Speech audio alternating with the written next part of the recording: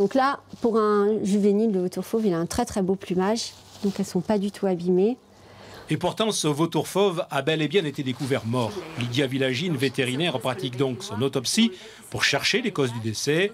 L'examen débute par de simples mesures poids et taille jusqu'à la dissection du cadavre pour trouver trace d'une éventuelle intoxication. Un vautour empoisonné, il mange, il se nourrit, il se remplit le jabot et il ne meurt pas sur place. Donc il est capable de voler et comme ils prennent des ascendances, ça peut faire jusqu'à 5 km avant de mourir foudroyé parce que finalement ça passe dans l'estomac, puis dans la circulation et là il meurt foudroyé, collision, chute, et on a toutes ces choses-là. Depuis 2005 et la mise en place du programme Vigilance Poison, la vétérinaire a pratiqué 285 autopsies de rapaces. L'examen des cadavres avec le prélèvement d'organes, le foie ou les reins pour des analyses, fournit l'explication de leur décès. On retrouve dans les contenus du jabot, dans les contenus de l'estomac, des bouts de viande bien découpés, ce que ne fait pas un vautour. Un vautour il déchire un peu, quoi.